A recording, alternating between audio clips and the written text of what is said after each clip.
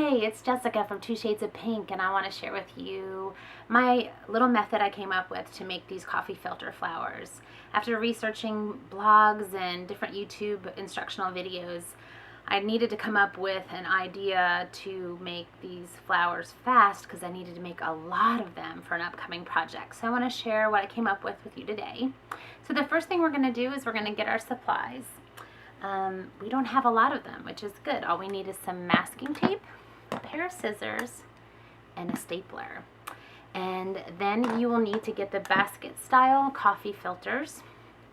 They need to already be dyed and dried and ready to go. I am going to be using two different sizes for my flower, but you literally can use one size if you want to. This is a 4-cup size, and this is an 8 to 12 cup size coffee filter. You can use any variation of 6 that you want. I have 3 small and 3 larger, but you could use 6 large or 6 small, whatever you want to do. So the first thing we're going to do is we're going to take our 3 large ones and we're going to fold them in half and then fold them again to form a cone. And what this does is it quarters your coffee filters, okay? After you get your cone shape, you're going to want to cut along the edge and make it scalloped.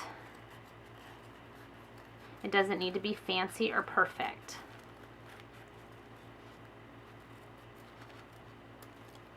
Okay, after you get your large scalloped cone done, then you will do your 3 smaller circles. Fold in half and then fold again to get your cone shape. And again, you're going to cut your little scallop shape. Now you can use pinking shears for this if you want to.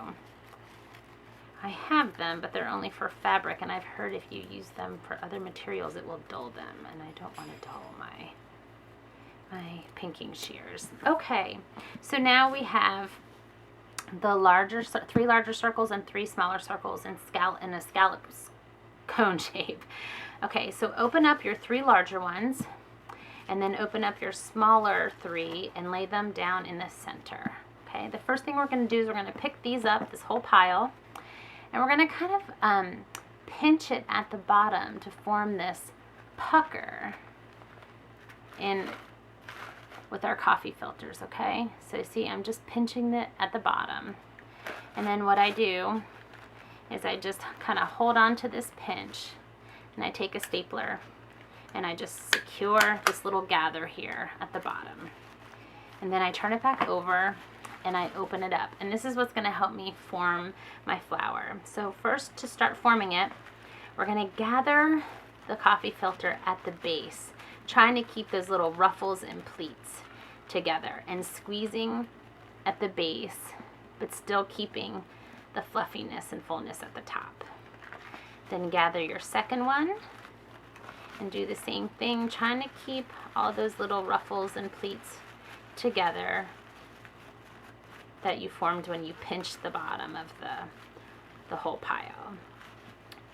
And just continue to gather each layer at the base and try not to crush the top part. You want to keep it full. Not quite sure what kind of flower to call this. Maybe a carnation? All I know is that it's pretty, and I like pretty. Okay, so we're still going. We're almost done.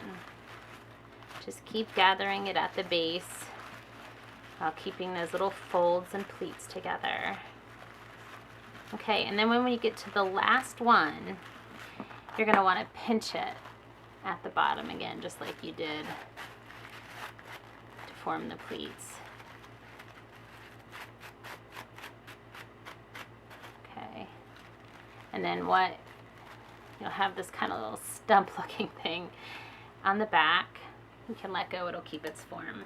And that's where your masking tape comes in. Oops. And what I do is I just kind of begin taping it around the base. If if you don't get your tape stuck together like I just did.